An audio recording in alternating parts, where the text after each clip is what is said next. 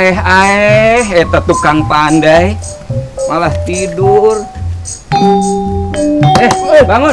Aduh, kumaha ini? Jadi kaget saya. Sepi. Ini kerjaan. Oh, gitu. Ya. Boleh duduk? Oh, boleh.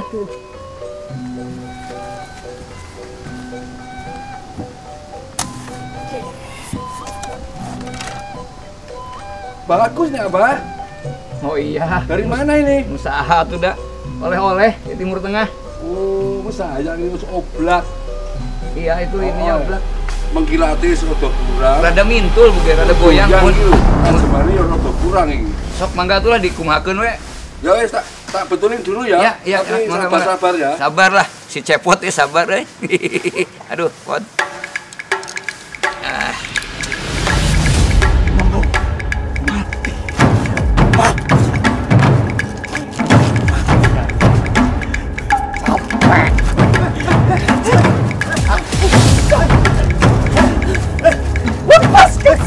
Pot, ya. Bagaimana kamu menghadapi kondisi ini? Saya mah sabar. Yang penting tenang, tetap bersuka cita menghadapi kehidupan ini. Makanya mas saya mah happy saja. Joget, jaipongan. Nah. Duh. Ada apa ini? Ada apa ini? Ayah naon tadi tuh? Ini frustasi mau bunuh diri itu. Frustasi. Gampang itu masuk duduk heula lah. Sini. Kenapa mau bunuh diri teh kunaon? Ngerahkeun, geus kolot bunuh diri, jenggotnya panjang bunuh diri lagi. Kenapa?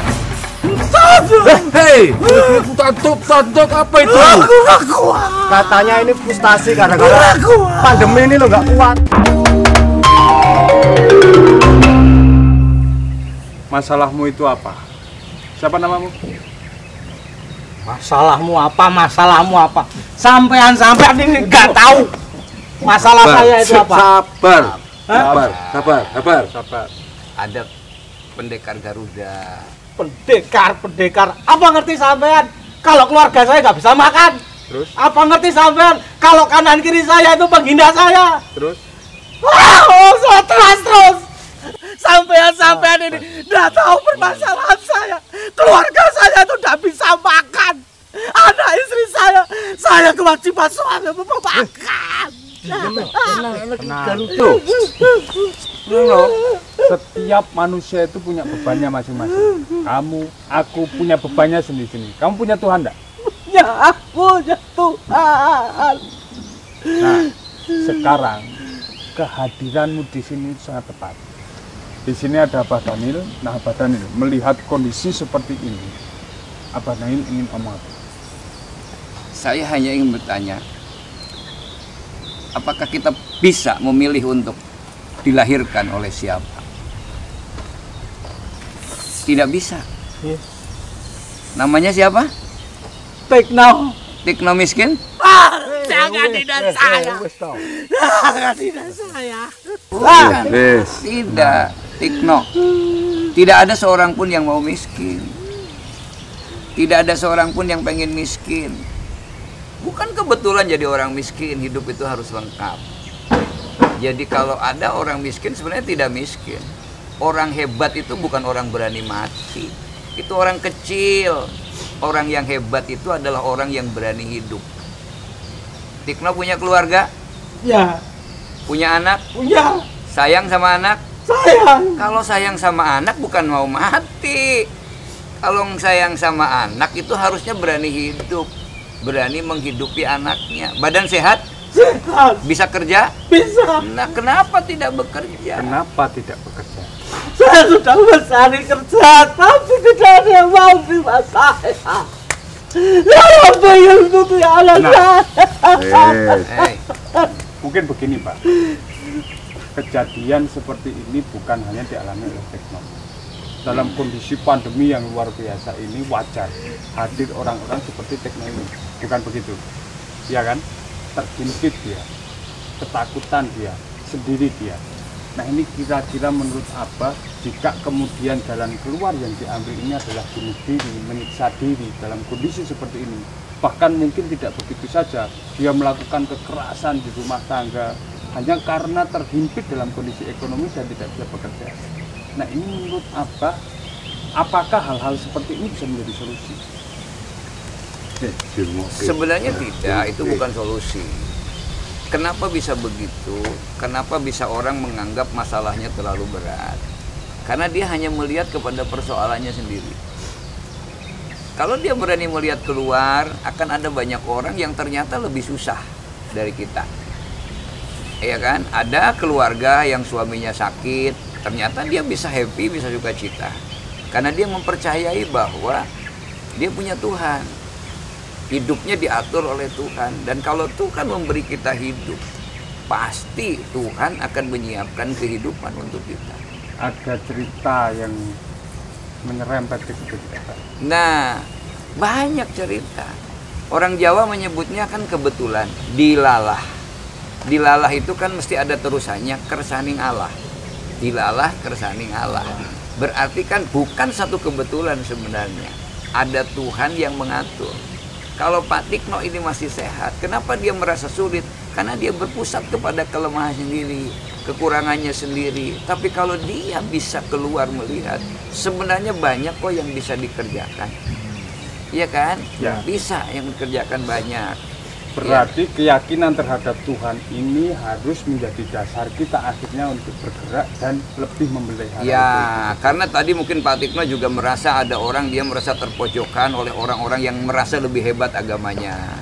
Padahal iman itu kan bukan masalah pakaian. Iman itu masalah apa yang ada di dalam hati yang akan membangkitkan semangat bahwa bersama Tuhan itu kita bisa. Itu yang harus ada.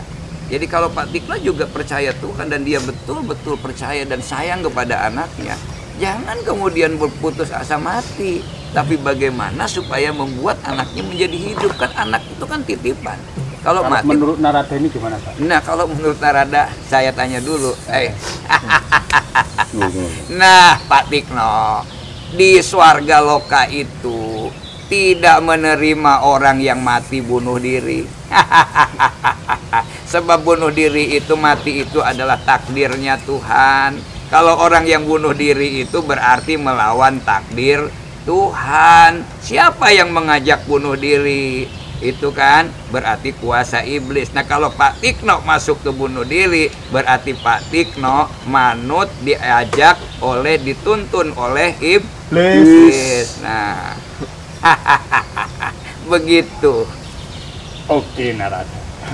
Nah, permasalahan seperti ini seperti saya awali bahwa bukan hanya terjadi pada Pak Tikno. Ya. Artinya kemudian kita sudah mengetahui ini, sudah berbincang lama kita tentang toleransi dan sebagainya sebagai dasar sebuah ketuhanan dan sebagainya. Nah, kira-kira kita mengambil sebuah solusi bersama, bagaimana cara bisa mengatasi sehingga kawan-kawan kita yang merasa terdampak hingga saat ini bisa mendapatkan solusinya.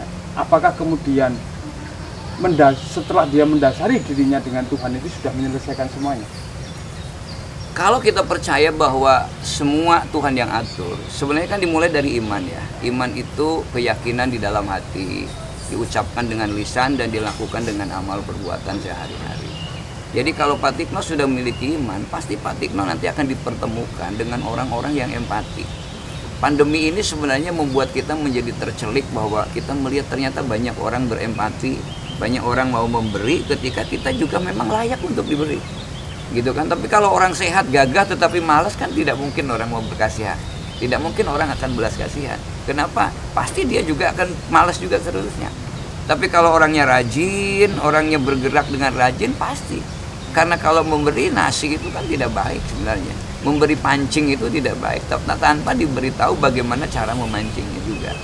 Jadi seperti Pak Tikno ini badannya sehat, sayang istri. Kalau dia bisa bekerja, tentu pendekar Garuda kan punya kawan.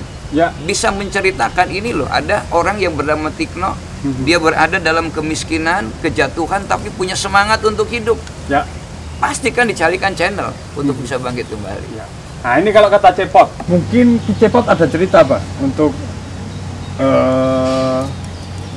kawan kita satu ini. Ya. Aduh, hari masalah cerita begini mah. Saya ini sudah 10 tahun udah ganti baju. Ketambah corona begini. Tetapi lihat saya mah hidupnya selalu bersuka cita. Karena orang yang kaya itu sebenarnya bukan orang yang punya siapa apa-apa, tetapi orang yang bisa bersyukur kepada Tuhan. Itu orang yang kaya. Itu orang yang bisa bersyukur adalah orang yang kaya dan orang yang bisa mengenal Tuhannya. Nah, kalau kita Tuhan Maha Besar, Tuhan yang Maha Kuasa, berarti Tuhan juga yang sanggup memelihara kehidupan kita. Nikmat itu bukan materi, tapi nikmat kehidupan, nikmat kesehatan, nikmat nafas hidup. Itu anugerah dari yang Maha Kuasa. Nah, kalau ini bisa terjadi di dalam hidup kita, berarti Pak Tikno itu sebenarnya lebih kaya dari ada orang kaya. Karena banyak orang kaya yang hidupnya gelisah, hidupnya tidak nyaman, tidak bisa menikmati hidup, maka orang sulit untuk bersyukur. Itu menurut saya. Nah, sekarang ada yang kamu khawatirkan? Saya pengen kerja, saya pengen nafkahi anak istri. Pak Tekno ingin kerja? Pengen. Benar? Iya. Dengan semangat hidup? Iya. Nah, kalau Pak Tekno ingin kerja, bagaimana kalau kerja di kedai pendekar? Nah, kerja apa saya? Kerja yang bisa menghasilkan sesuatu. Mau? Ini gede kan lo? Loh, ya, saya mau. Nah, jangan bunuh diri. Enggak. Semangat hidup. Iya, Dan yakinlah bahwa kita dipertemukan di sini adalah pertemuan kita karena Tuhan. Iya. Maka mari kita bareng-bareng membangun kebersamaan. Iya. Ya, Iya. siap? Saya mau. Ayo, Yuk kita antar yuk. yuk, antar. Ayo, Ki. Ada saat. Iya, kelengkapan dunia. Niatnya mau betulin pedang, betulin golok, dapat Dapat pasien.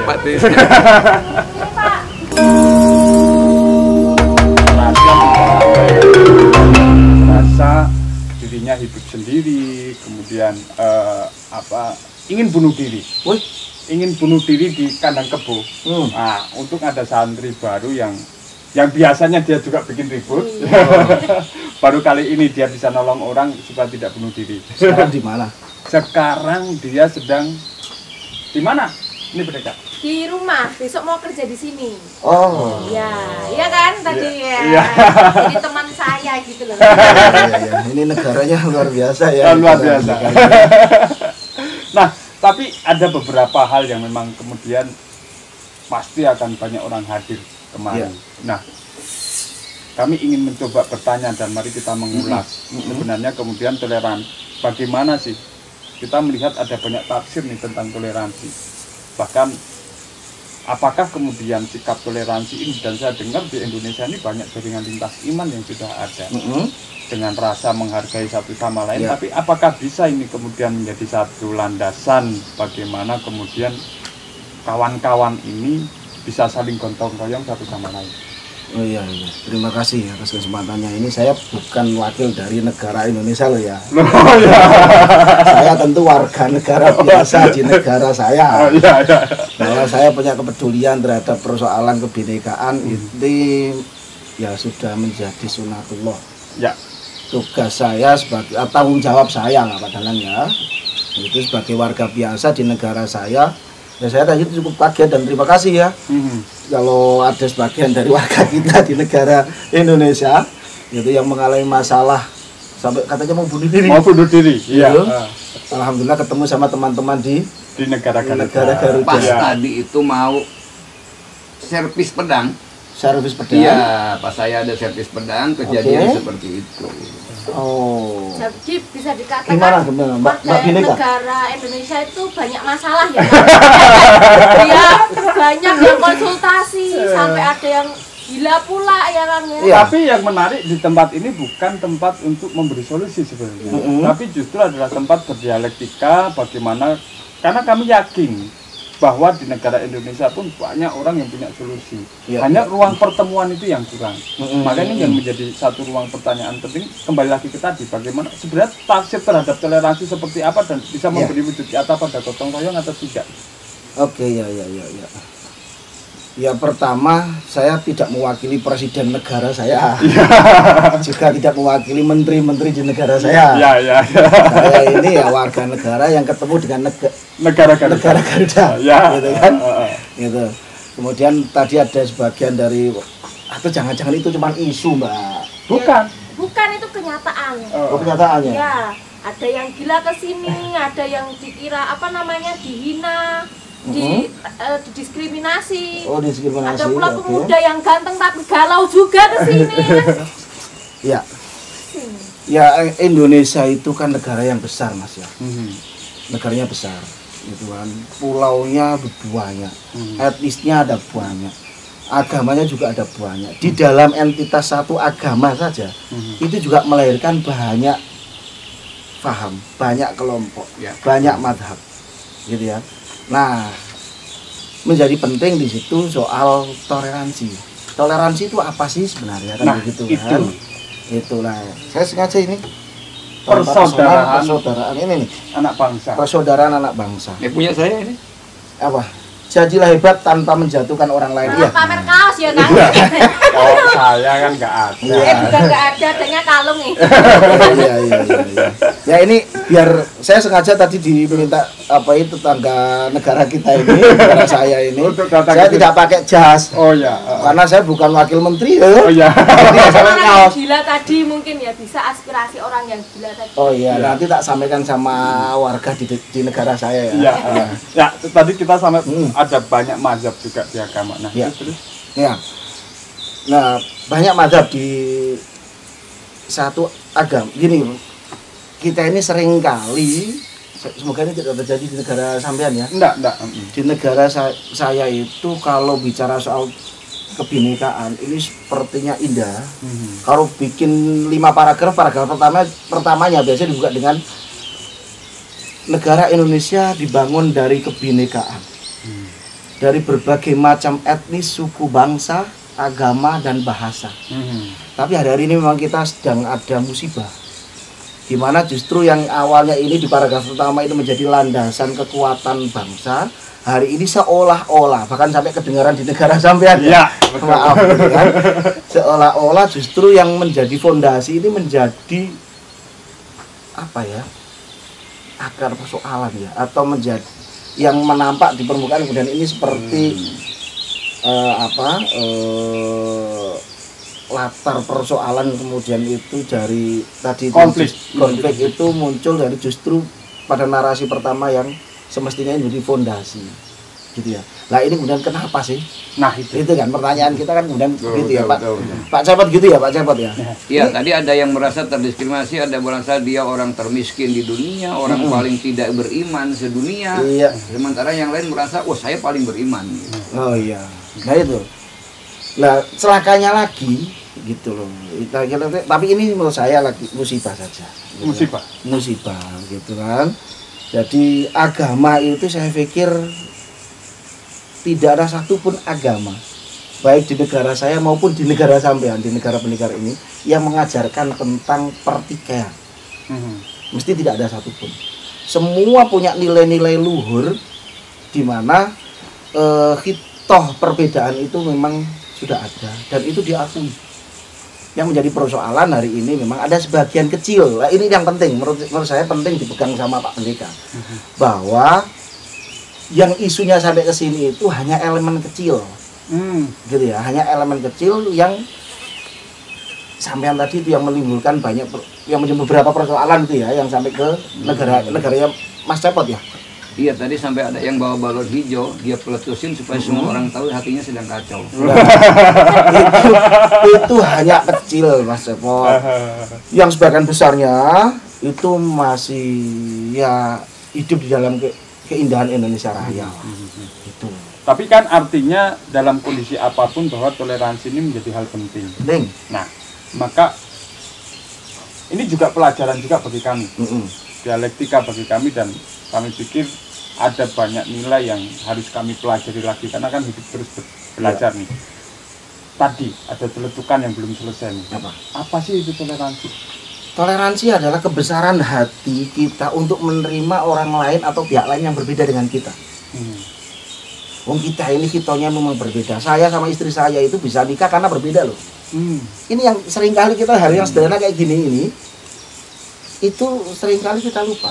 Gitu ya. Saya dan istri saya itu bisa dinikahkan di negara saya oleh KUA itu karena berbeda. Oh iya, karena laki-laki. Karena laki-laki dan perempuan. Kalau saya sama, itu KUA mesti nggak berani nikahkan, Pak.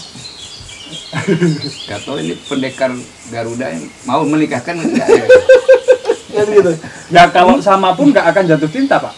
Iya. Cinta itu karena ada perbedaan yang tidak ada dalam diri saya, tapi ada sesuatu yang indah dalam diri orang lain dan kami ingin saling berbagi. Kan begitu. Makanya karena itu saya sejak mulai terpaut dan perbedaan saya dengan istri, saya tidak pernah mempersoalkan perbedaan itu, apalagi mencari hal yang sama, kemudian tak cari bedanya, enggak.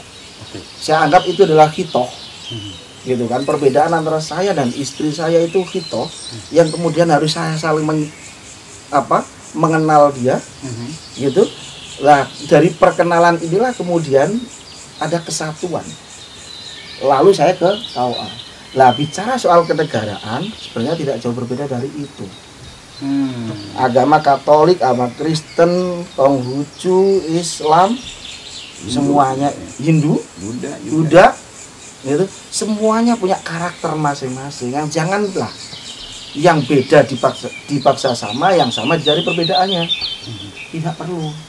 Tapi bagaimana yang berbeda-beda satu dengan yang lain ini kita saling menyatu, gitu kan? Tidak harus menjadi satu.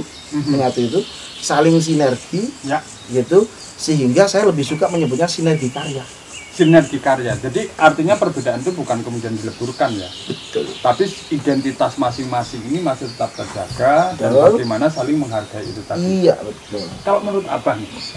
Menurut Pak Cepot apa? Apa nih? Abah Daniel kalau ya. menurut saya sih memang kita bersatu itu kan ada 3 macam persatuan. Satu bersatu seperti air dengan minyak. Dia bersatu tapi tetap akan terpisah. Iya. Ini yang terjadi hari-hari ini. Kelihatannya bersatu tapi terpisah. Yang kedua, bersatu seperti air dengan sirup. Dia akan saling mengalahkan. Ketika air itu diisi sirup, maka bukan airnya yang dipuji, sirupnya manis. Sirupnya tidak. Ini biasanya yang dominan akan menguasai yang tidak dominan. Yang tidak dominan, yang minoritas. Ya, yang minoritas apapun. Seringkali kan berbicara minoritas tentang kuasa juga bisa. Nah, yang ketiga adalah bersatu yang baik itu adalah bersatu seperti air dengan garam atau air dengan gula. Air dengan garam, air dengan gula. Jadi dia tidak mengubah warna tetapi memberi rasa. Kalau satu persatuan yang indah di Indonesia dari berbagai macam, ada kurang lebih 17.000 pulau, 300 suku bangsa yang luar biasa ya. Ini kalau bisa bersatu kan kita menjadi satu kesatuan, khususnya di negara Garuda ini menjadi satu kesatuan sebagai warga bangsa. Itu yang paling indah. Iya, di negara saya Pak Pendekar ada makanan rujak. Ada yang menyebutnya rujak, ada yang menyebutnya lotis. Lah menurut kalau saya boleh menambahkan persatuan yang keempat itu rujak dan lotis. Di mana di sana ada buah kedondong, tetap menjadi buah kedondong. Ada pencit tahu pencit Pak Pendekar? Tahu pencit. Pencit itu mangga muda. Mangga yang masih muda. Gitu. Kalau di atas berarti pentil ya. Iya, kalau di Sunda setiap orang punya mangga. Mangga Pak. Iya. Gitu. Nah, kalau saya lebih suka persatuan itu seperti lotis sama rujak. Di mana setiap entitas itu dia tetap menunjukkan eksistensinya. Rasanya nanas tidak lantas harus menjadi nanas rasa mangga. Tetap ada tapi dia punya rasa bersama. Itu kalau dalam agama saya namanya kalimatun sawa, yaitu kesamaan, gitu kan? Kesamaan kalimat gitu ya. Yaitu apa? Ini sambelnya itu. Gitu. Lah Indonesia sebenarnya itu Mbak Bineka. Indonesia itu punya sambelnya. Jawa, Kalimantan, Sunda, mana lagi? Ya. Papua, dan semuanya ini adalah buah-buah yang ada di dalam satu mangkok rujak atau lotis tadi itu. Sehingga tidak seperti ini ya, tidak seperti tadi yang dikatakan sirup. Bagaimana yang mayoritas kemudian menguasai minoritas. Begitu. Iya. Atau sirup itu sebenarnya bukan mayoritas, tapi yang memberi kekuasaan. Iya, sirup itu kalau saya boleh menafsirkan sirup itu adalah dominasi minoritas terhadap mayoritas. Bisa saja. Tapi karena kekuasaan tertentu. Betul. Ya.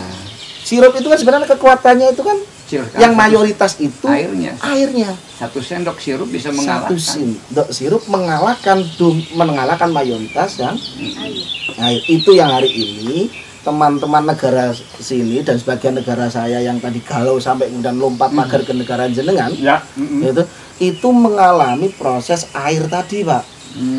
Gitu kan? Sirup itu kecil tapi berisiknya bukan main sampai kemudian membuat satu gelas ini menjadi merah semua. Gitu. Itu problem kita hari ini begitu. Ada elemen kecil yang berisiknya bukan main, memaksakan orang lain harus sama dengan seperti dirinya. Tak peduli dia itu mangga, tak peduli dia itu nanas, tak peduli dia, semuanya harus dipaksakan menjadi durian. Nah, padahal kolesterol. Ya, padahal kan nggak bisa. Mangga kan nggak bisa disamakan dengan durian. Apapun nggak bisa dijadikan durian. Itu filosofi menurut saya di negara saya. Gitu yang menarik yang harus dibangun bahwa identitas masing-masing, agama masing-masing, ya kita harus bagaimana kuat terhadap meyakini agama itu. Betul. Secara tauhid, baik itu Islam, Kristen, Buddha, karena semua agama pasti mengajarkan kebaikan. Kan begitu. Nah, konkret nih, kira-kira kalau saya melihat nih, apakah memang dari gejala gerakan lintas iman yang sudah ada di Indonesia ini kabarnya kan banyak banget luar biasa kan. Nah, bagaimana kemudian membangun yang namanya sinergi karya ini sehingga terjadi gotong royong yang luar biasa? Seringkali bahwa dulu istilah kita memakai untuk menyelesaikan masalah itu dengan problem solving, iya kan? Ya. Atau manajemen konflik. Ya. Konflik kok di manage sehingga tidak selesai. Maka saya lebih suka sebenarnya bukan manajemen konflik, tapi lebih senang ke resolusi konflik. Menyelesaikan satu konflik, bagaimana konflik itu bukan selesai dengan begitu. Sekarang kan seolah-olah selesai pada tidak. Iya kan? Tapi bagaimana semakin memahami. Yang kedua, bagaimana sebuah gerakan itu bukan menjadi proyek sebenarnya, tetapi menjadi satu budaya yang untuk bisa, kalau di negara kami ya, di negara Garuda ini kan kita punya struktur organisasi sampai ke tingkat bawah. Sebenarnya yang paling tahu ada organisasi yang paling bawah sendiri, masyarakatnya, apanya. Yang paling luar biasa kalau kita belajar sebenarnya bahwa umat yang ada di setiap elemen masyarakat, dia tunduk kepada ulamanya atau kepada pemimpin agamanya. Dan pemimpin agama lebih tahu mana yang berhak untuk menerima atau tidak. Sehingga kalau bicara tentang proyek, kadang kan cari keuntungan di balik itu. Sehingga konflik tidak selesai. Memang kemiskinan menurun dari kakek ke anak ke cucu. Tapi itu kan tidak turun secara signifikan. Itu turunkan ya, Bang.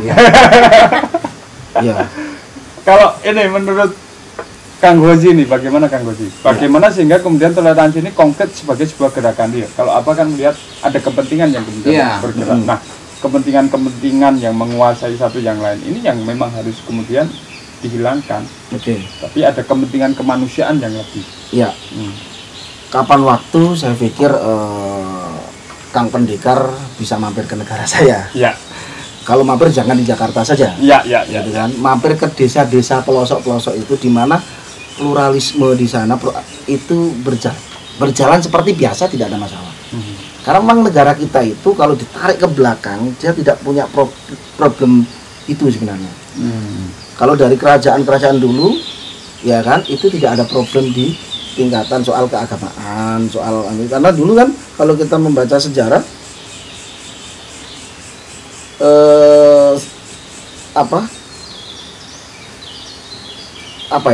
apa sejarah yang kalau maksudnya begini,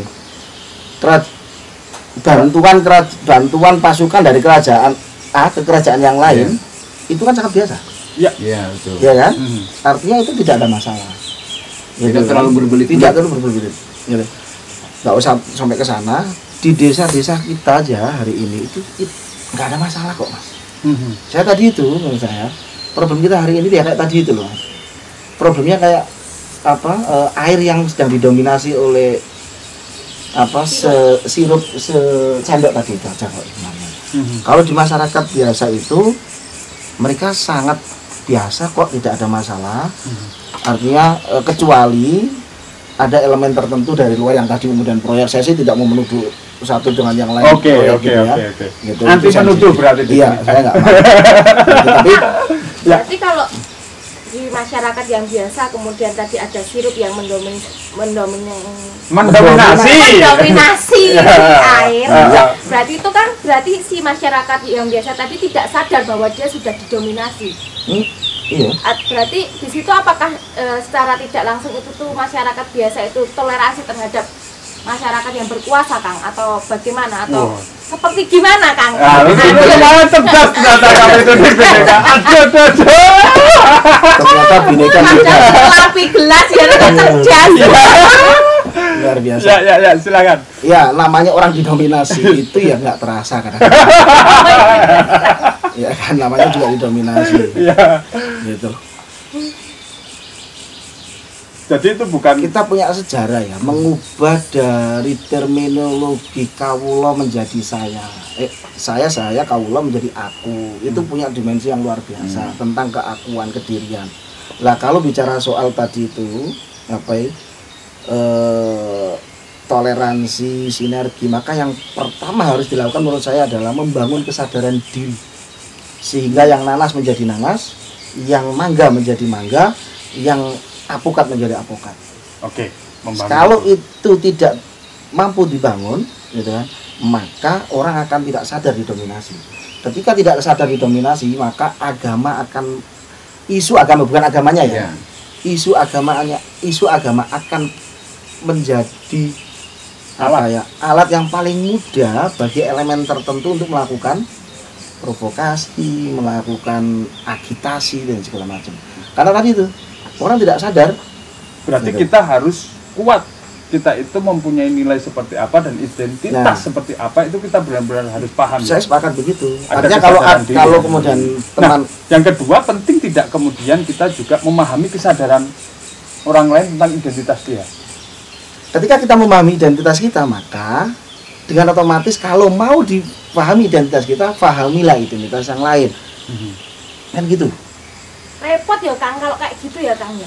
Enggak repot. Nah, ini mulai kelihatan aslinya. Soalnya Gampang gini, repot sampai ya. Kang, soalnya Gimana? tadi itu yang pada kesini kadang dia tuh Nggak nggak tahu. paham gitu loh, identitas saya tuh warga asing atau ya warga Indonesia, terus yang pribumi itu harusnya berlaku seperti apa, kayak gitu loh, Kang. Jadi tuh gimana caranya kemudian bisa saling paham. Iya. Bagaimana caranya mampu menciptakan kesadaran diri. Iya. Dan bagaimana kemudian kita juga mampu merengkuh terhadap kesadaran identitas lain, kan begitu. Apa dulu dong? Saya ini ketika melamar istri saya, pacar dulu. Iya deh. Iya kan? Saya Ini kan analoginya ke istri sama-sama kita Iya, pecinta istri ya. Tapi ini pacar. Oh, pacar Pacar dulu, dulu, tingkatannya pacar. Ya. walaupun Lanjutkan. sampai hari ini kan saya anggota Persija ya, Persatuan Istri Jawa. Ketika saya sampai di sana, orang sudah bisik-bisik, hati-hati lo dapat orang Sunda, sukanya daun muda.